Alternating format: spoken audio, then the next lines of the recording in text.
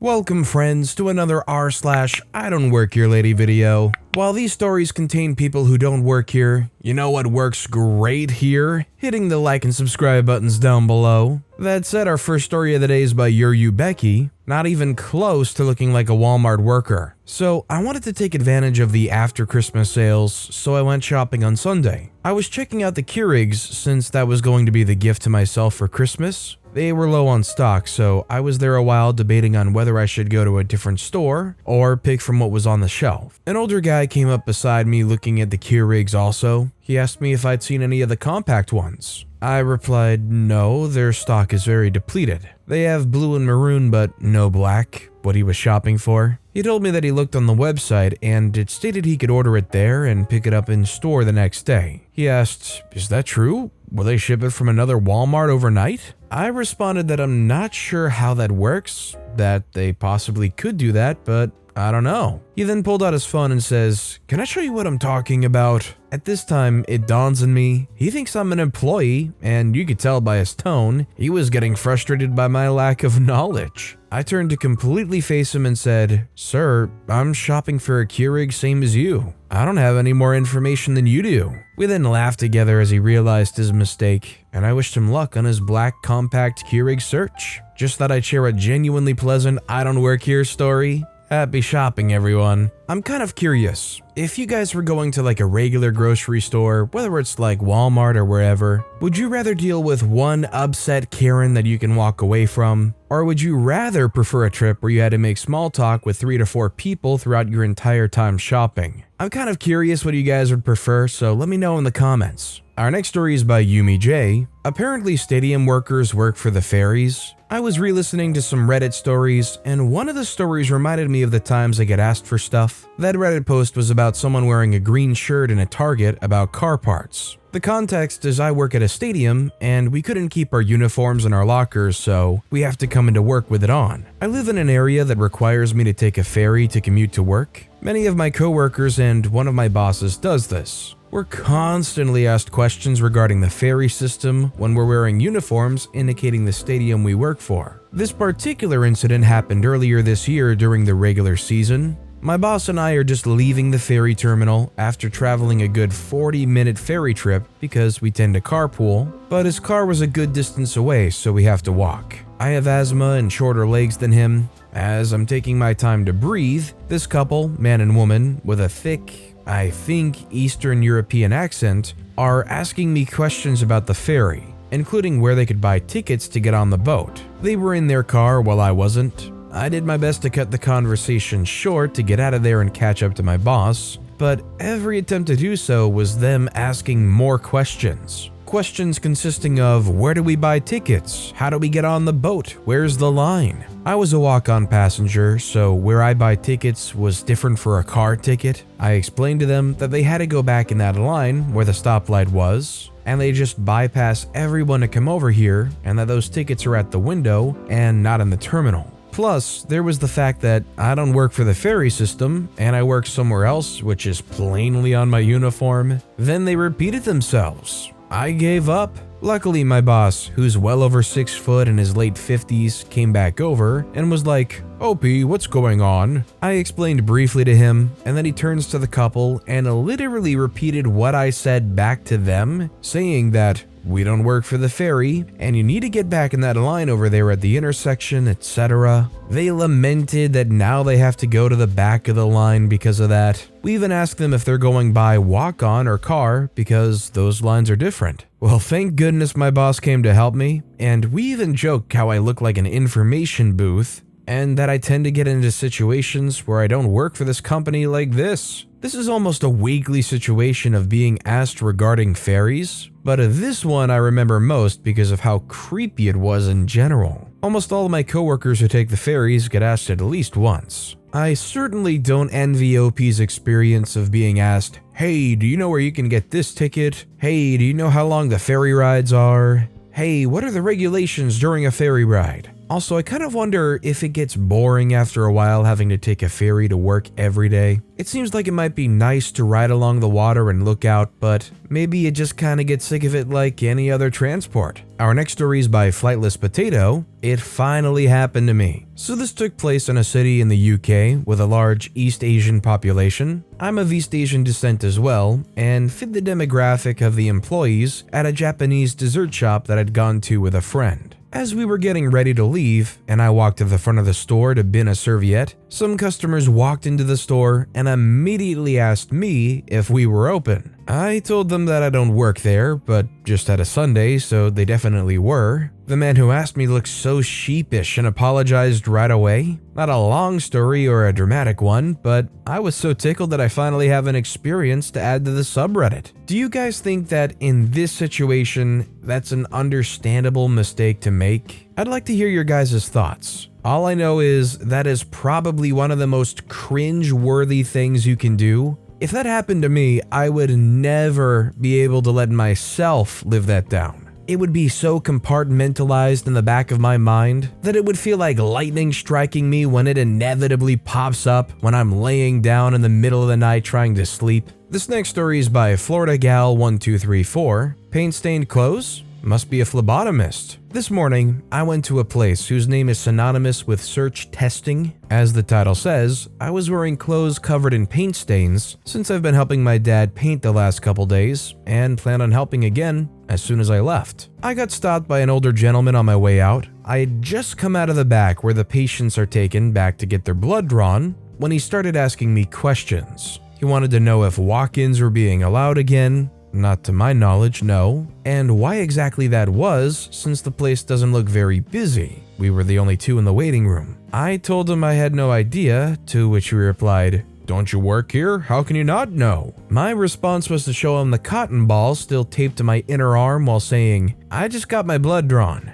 He just started laughing and I left. Not sure why he thought someone wearing clothing covered in paint stains worked at a place known for drawing blood and running tests, but there you go. Well, maybe if it was red paint, maybe the guy thought it was just some new fashion style that people who worked at search testing wore for some reason. This next story is by Sunda Kulugo Toffee. I am not a doctor, and I don't play one on TV. I was at the ER for a relatively minor issue with my kid. An old lady was, for some reason, convinced I was her doctor and refused to cooperate with the nurse until she heard it from me. A real doctor called me out in the hall and said, "I need you to go in there and tell the nurse, blah blah doctor techie stuff, to convince the patient to cooperate." Well, I sure ain't a doctor and I sure don't play one on TV, but I guess I can suit up one last first time for you. Scalpel. Oh, it's not one of those kind of things? Oh, okay. This next story is by Too Sharp.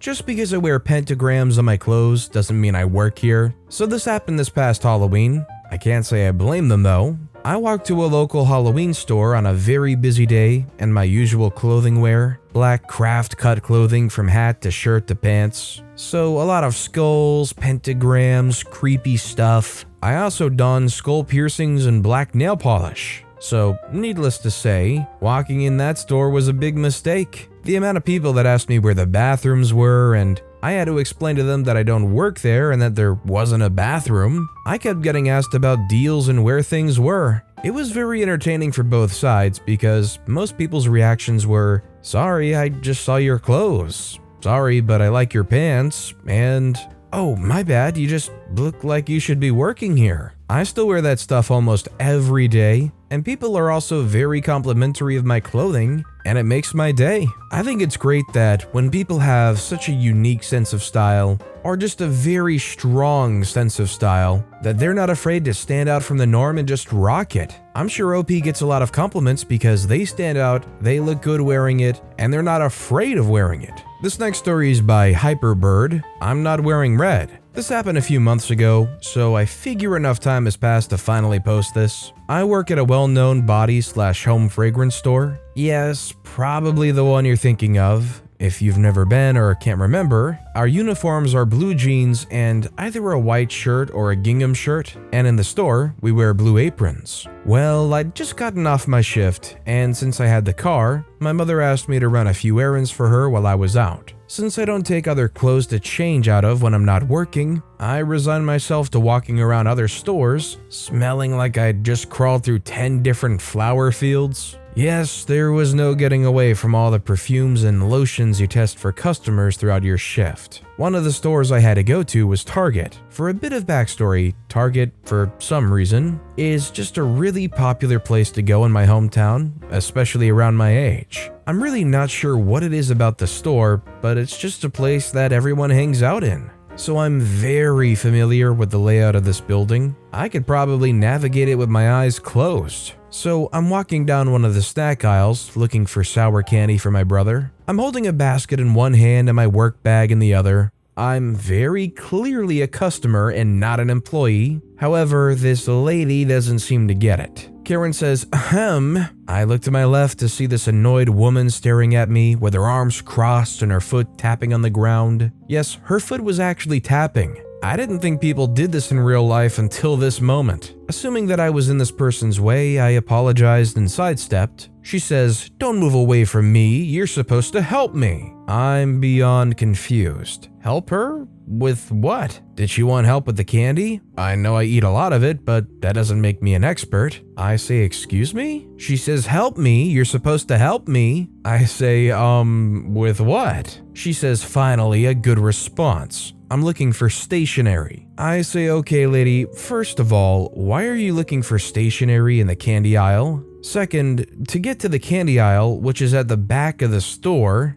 you go past two giant signs that say office supplies and school supplies. How did she miss them? I ignore my frustrated thoughts and put on my retail smile. I say, what kind of stationery? Like paper or pens or... She says, no, stationery, stationery? No, I don't know. Stationery is a broad term. A million things fall under that category, and some of those things are in different aisles in the store. I've seen glitter pens under arts and crafts, but black pens and office supplies. I've even seen sticky notes in home decor. The more specific, the better. I say through gritted teeth, yes, but did you want paper or pens or letters? She says, I want stationery. You work here, where's the stationery? What? I don't work at Target, I don't look like it, and I don't smell like it. I say, oh, I'm sorry, but I don't work here. She says, yes, you do. I do? She says, I want to know where your stationery is. Me, seriously trying not to scream, says, yes, I understand that. What stationery are you looking for? She says, stationery? I gave up, grabbed some sour gummy worms, and walked away. I'm honestly surprised she didn't try to follow me. Thankfully, I didn't see her again after that. Anyway, I know it's not exciting, but it was still one of the weirdest experiences I've ever had, and I honestly would have helped her if she just told me what she wanted. I don't know what this Karen thought stationery was. Probably some kind of preset pad of paper and pen combo, or I don't know. Maybe some really fancy paper that you can write your embellished year-end recap for your far distant cousins on the, stationery. And our final story of the day is by Stabby0513. Apparently I work at Target. So one day when I was 14 or 15, I'd just gotten off of school and my mom had to stop at Target. Now, the school I went to at the time required us to wear these uniforms and lanyards with your picture and name on it. Since I had literally just gotten off of school, I hadn't changed yet. Mom had told me to look for something in the clothes section.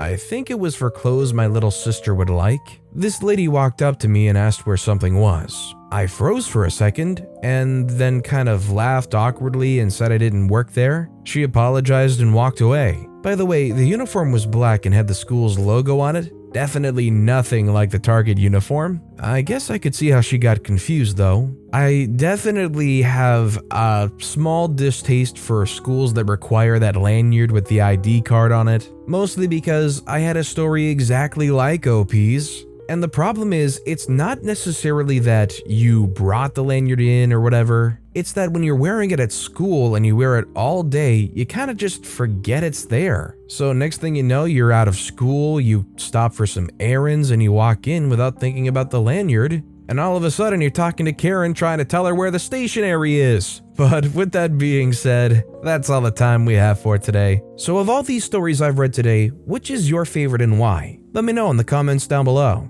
And if you haven't yet, if you could like and subscribe, that would mean a lot to me. Whatever you do, whether it's liking, subscribing, turning notifications on, all of it helps grow this channel, and I appreciate the heck out of it. So until next time, I'll see you all tomorrow with some more stories.